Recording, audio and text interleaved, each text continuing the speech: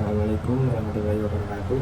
Saya Muhammad Najib Hamzami dari program studi ekonomi syariah akan memenuhi tugas akhir matkul strategi pengembangan bisnis syariah. Saya kali ini akan menjelaskan materi terkait pengembangan usaha. Jadi langsung saja, pengembangan usaha. Pengembangan adalah proses usaha yang terencana untuk menambah wawasan, keterampilan, dan kemampuan pegawai. Pengembangan lebih ditekankan dalam pemasaran produk, serta pengetahuan para pekerja melakukan pekerjaan pada masa yang akan datang.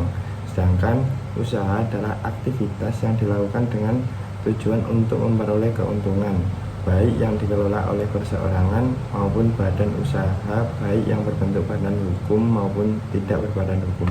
Jadi definisi untuk perkembangan usaha adalah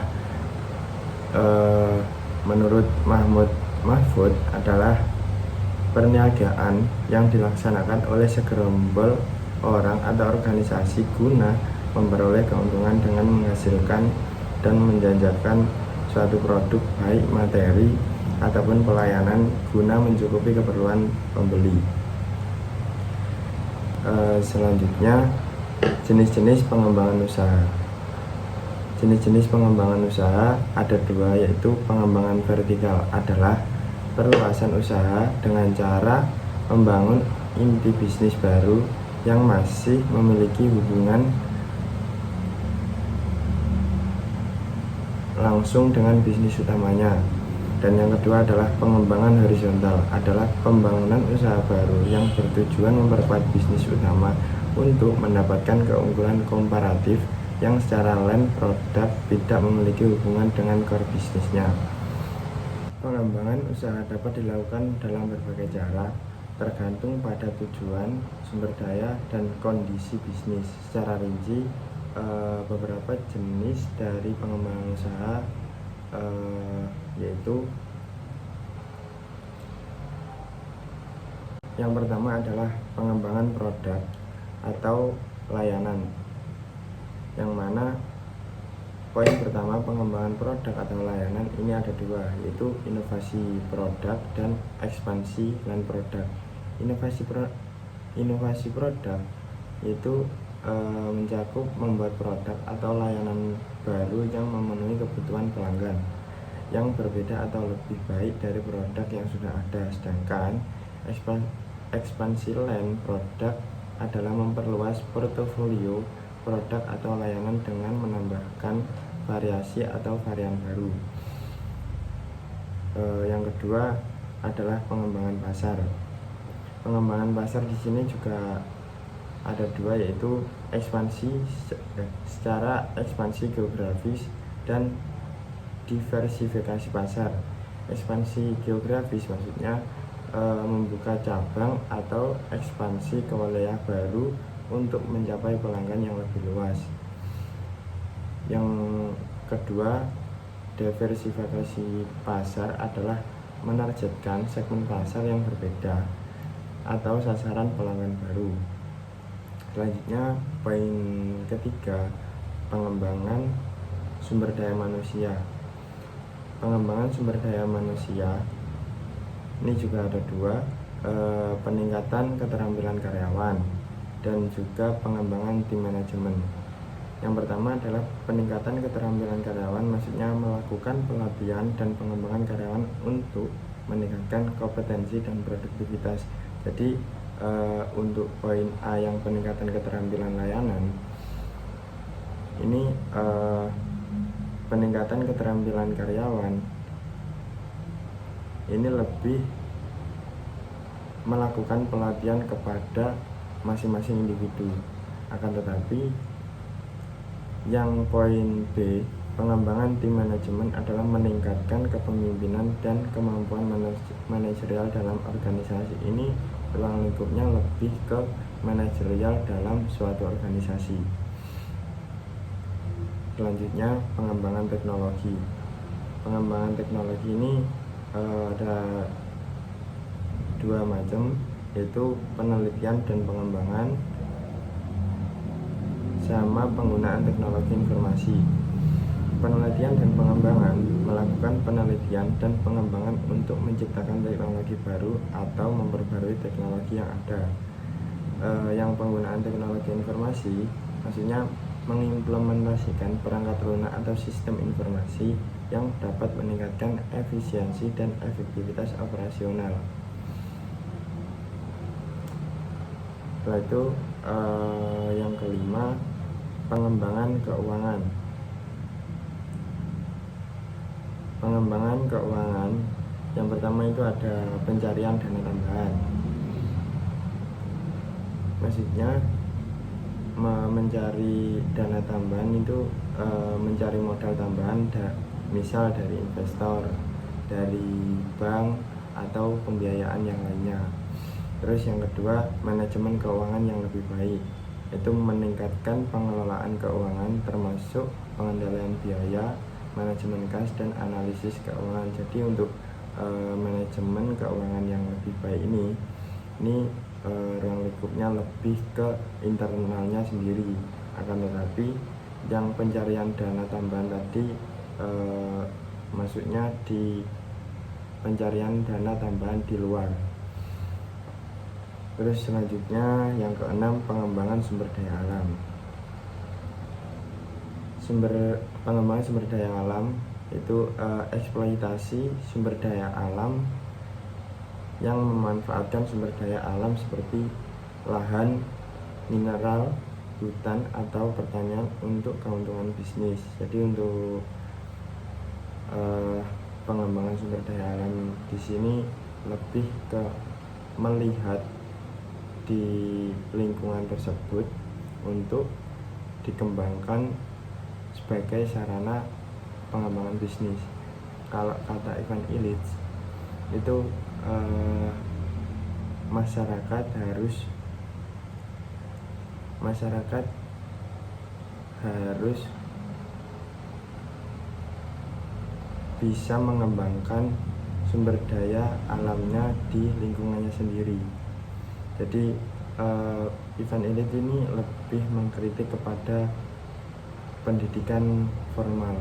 Jadi beliau ini mempunyai teori masyarakat tanpa sekolah karena adanya masyarakat pada saat itu tidak bisa menjadi sebuah solusi atau tidak bisa mengontrol kepada masyarakatnya itu sendiri.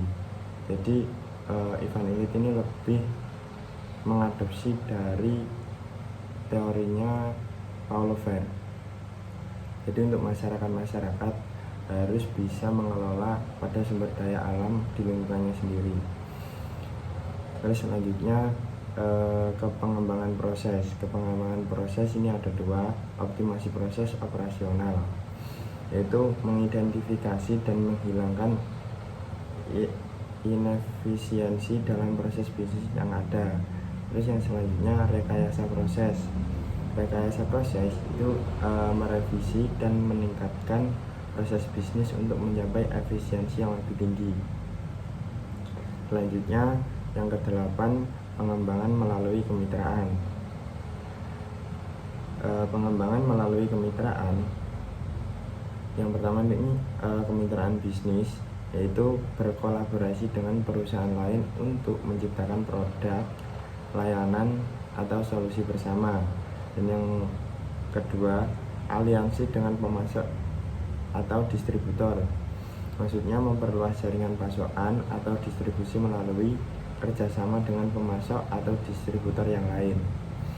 Selanjutnya yang kesembilan, pengembangan merek dan pemasaran. Pengembangan merek dan pemasaran ini juga ada dua. Yang pertama, pengembangan merek, membangun dan memperkuat citra merek melalui strategi branding dan pemasaran. Dan yang kedua, pemasaran digital, menggunakan platform digital untuk mencapai audiens yang lebih besar dan mampu berinteraksi dengan pelanggan secara online. Mungkin strateginya lebih kepada marketplace. Terus untuk pengembangan merek ini membangun dan memperkuat citra merek itu lewat strategi branding, pemasaran lewat iklan-iklan yang ada. Nah, untuk masing-masing setiap jenis pengembangan usaha tadi itu memiliki keuntungan dan tantangan masing-masing. Penting untuk mempertimbangkan tujuan bisnis, sumber daya yang tersedia, dan kondisi pasar sebelum memilih jenis pengembangan yang sesuai.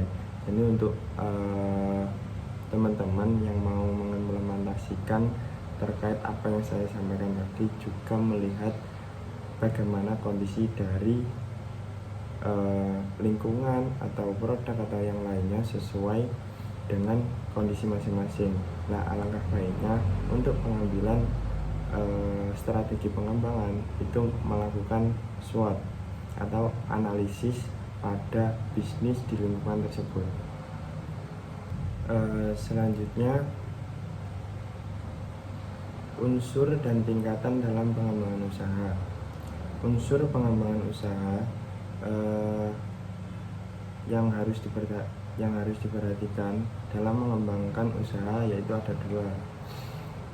Yang pertama, unsur yang berasal dari dalam atau pihak internal. Yang kedua, unsur yang berasal dari luar atau pihak eksternal. Mungkin saya jelaskan sedikit terkait unsur yang berasal dari dalam atau yang dikatakan internal tadi. Mungkin gambarannya terkait adanya niat dari wirausahawan untuk mengembangkan usahanya lebih besar. Yang kedua, memahami cara menciptakan produk baru yang meliputi jumlah produksi, cara pengembangan usaha, dan lainnya. Memperhitungkan anggaran yang diperlukan agar bisa melihat besar kecilnya pemasukan dan pengeluaran. Jadi untuk unsur yang berasal dari dalam atau pihak internal tadi itu lebih difokuskan kepada pengembangan di lingkup perusahaannya itu sendiri. Terus untuk unsur yang berasal dari luar ini lebih ke contoh untuk memperoleh dana buat pengembangan suatu usaha, itu mencari dana keluar, misal mencari investor, terus dari bank dan lain sebagainya. Terus untuk mengikuti perkembangan informasi dari luar usaha, mungkin gambaran terkait unsur yang berasal dari luar seperti itu. Terus selanjutnya tingkatan dalam pengembangan usaha. Tingkat produk. Yang pertama, tingkat produk. Tingkat produk ini yaitu pada melakukan pengembangan produk atau teknologi baru. Tingkat pengembangan usaha dapat berbeda dari perusahaan satu dengan perusahaan lainnya. Mungkin untuk meningkatkan produk itu bagaimana membuat produk agar produk tersebut mampu bersaing oleh produk yang lain. Terus selanjutnya, tingkat komersil. Tingkat komersil ini lebih mencari konsumen baru di segmen pasar yang baru.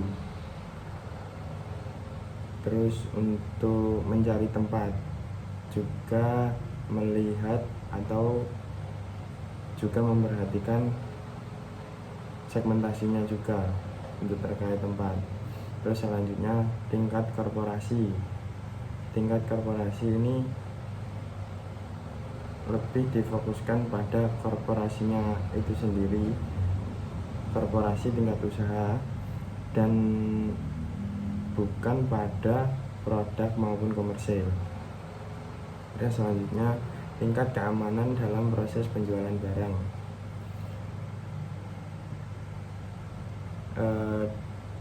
Dari poin ini, menjual produk dengan harga terjangkau dan mempunyai keunggulan yang baik sehingga nantinya banyak diminati oleh masyarakat. Jadi untuk menetapkan harga juga melihat dari produknya itu sendiri, dan juga kualitas, dan juga melihat HPP dari pembuatan produk tersebut. Terus selanjutnya, aspek-aspek pengembangan bisnis. Yang pertama adalah business plan. Business plan adalah rencana jangka panjang untuk apa yang akan dilakukan untuk mencapai tujuan. Jadi untuk membuat bisnis itu lebih di struktur, lebih di konsep untuk bisa melakukan jangka panjang atau bisa dikategorikan keberlangsungan bisnis dalam jangka panjang. Jadi untuk nantinya jikalau dari bisnis itu sendiri mampu untuk berjalan seterusnya, itu tahu terkait strategi dalam pengembangan bisnis. Terus selanjutnya pemasaran.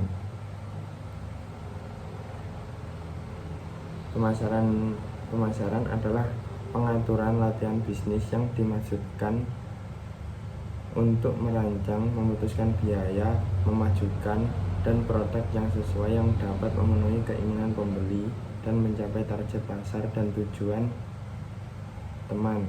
Penilaian perspektif pasar penting karena tidak ada bisnis yang dapat bertahan tanpa minat terhadap produk atau administrasi. Sudut pandang pasar antara lain untuk mengetahui seberapa besar wilayah pasar, perkembangan permintaan dan porsi industri secara keseluruhan dari barang yang bersangkutan, bagaimana keadaan persaingan di antara pembuat dan siklus hidup produk juga penting untuk diperiksa. Jadi untuk pemasaran tadi kita seharusnya juga melihat seberapa besar permintaan dan seberapa besar penawaran.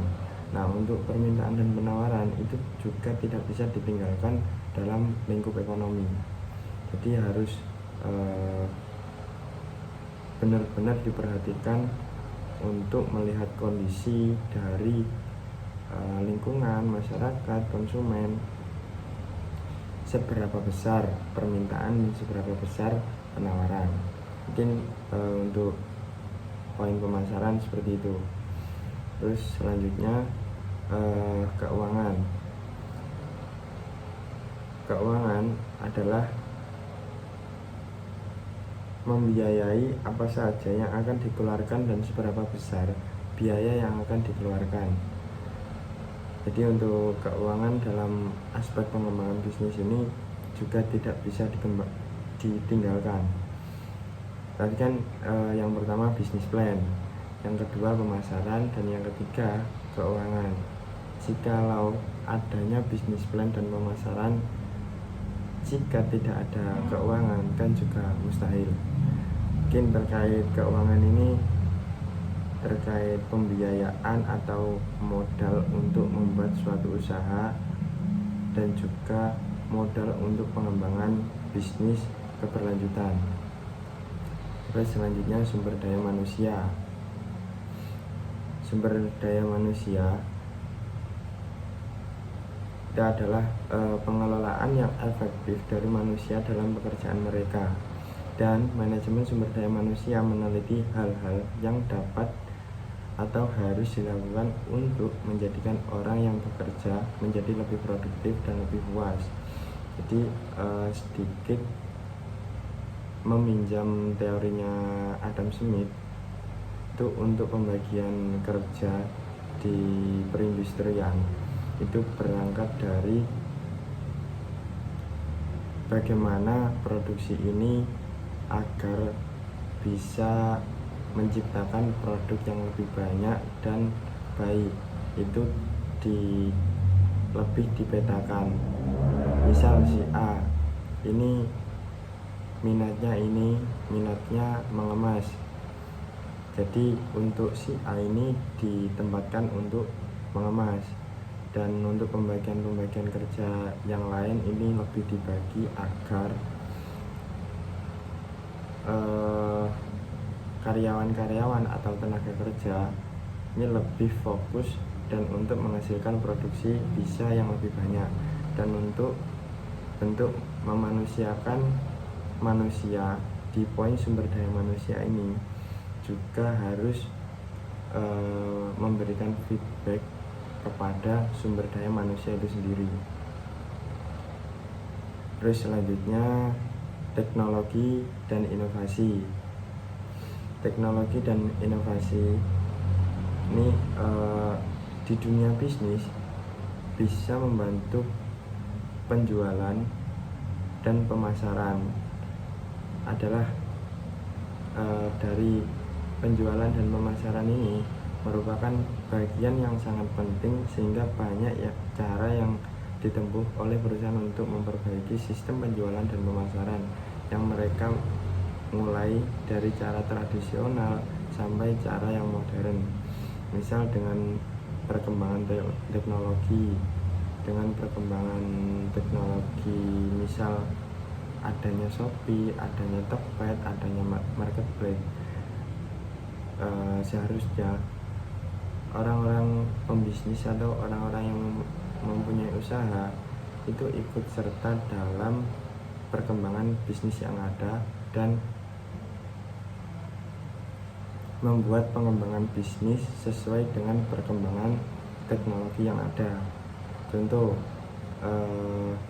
di lain menjual produk di ruko atau di sifatnya offline, itu juga ikut serta penjualan di online, karena masyarakat pada saat ini tidak lepas dari genggaman, sehingga orang-orang yang memang tidak lepas dari genggaman atau bisa dikatakan handphone ini bisa lebih mudah untuk mengakses atau bisa lebih mudah untuk melihat produk-produk yang memang mereka butuhkan, dan tanpa keluar rumah produk tersebut bisa sampai rumah yang diantarkan oleh kurir.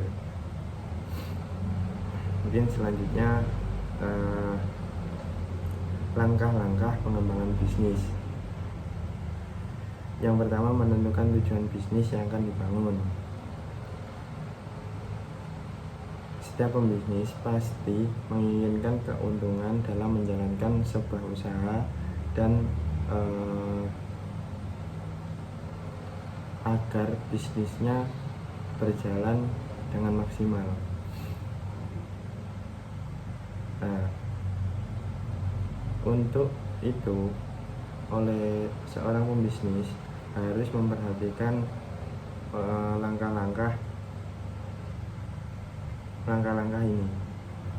Selanjutnya, melakukan riset terkait bisnis yang akan dijalankan. Untuk produk ataupun toko ini harus diriset biar tetap bisa inovasi, agar bisa bersaing kepada penjual yang lain. Selanjutnya, mempelajari kompetitor. Dalam ekonomi, persaingan atau kompetisi adalah bersaingnya para penjual yang sama-sama berusaha mendapatkan keuntungan, pangsa pasar, dan jumlah penjualan. Jadi untuk di dunia bisnis tidak lain dan tidak bukan, tidak bisa meninggalkan terkait pesaing dari penjual yang lain, sehingga untuk para pembisnis harus mampu untuk melihat pasar agar bisnis tersebut ya tetap eksis. Terus selanjutnya, melakukan kegiatan pemasaran. Melakukan kegiatan pemasaran adalah nilai plus untuk mengembangkan atau melihatkan produk kita agar dijangkau oleh orang lain. Terus selanjutnya, meningkatkan kualitas sumber daya. Nah, untuk meningkatkan kualitas sumber daya ini bukan terkait sumber daya alam saja, melainkan juga sumber daya manusia. Selain meningkatkan sumber daya alam atau bisa dikatakan produk itu sendiri, juga meningkatkan sumber daya manusianya yang memang sebagai subjek untuk menawarkan atau membuat produk itu sendiri, sehingga produk yang dibuat oleh manusia atau tenaga kerja ini juga bisa maksimal. Terus selanjutnya melakukan inovasi produk. Kan tadi sudah disinggung di mempelajari kompetitor dalam persaingan, dan di dunia bisnis juga tidak bisa ditinggalkan terkait bersaing pada penjual lain. Nah, guna melakukan inovasi produk ini juga sebuah alternatif ataupun solusi agar produk kita tetap eksis, tetap bisa bersaing kepada produk-produk orang lain atau penjual lain. Karena dengan perkembangan teknologi, misal dengan perkembangan teknologi, dengan perkembangan zaman, dengan permintaan si konsumen, ini juga tugas dari pembisnis harus melakukan inovasi keberlanjutan terus-menerus, sehingga produk yang memang dibuat oleh perusahaan itu tetap diminati oleh konsumen. Terus selanjutnya memperluas relasi bisnis. Nah, tujuan dari adanya relasi bisnis ini agar bisa sharing-sharing kepada pembisnis yang lain, agar misal bahan produksi kita habis, misal ini bisa kerjasama sama pembisnis yang lain atau saling membantu, bisa dikatakan seperti itu. Selanjutnya melakukan penilaian dan evaluasi secara berkala. Nah, ini untuk langkah terakhir. Ini ketika poin 1, 2, 3, 4, 5, 6, 7 sudah terrealisasi, poin 8 harus melakukan penilaian dan evaluasi secara berkala atas kinerja dari 1 sampai 7 ini tadi. Jadi ketika ada kekurangan-kekurangan nanti ditingkatkan atau diberi penilaian evaluasi keberlanjutan di poin ini, poin yang terakhir. Mungkin cukup itu saja yang dapat saya sampaikan. Kurang lebihnya mohon maaf sebesar-besarnya. Wassalamualaikum warahmatullahi wabarakatuh.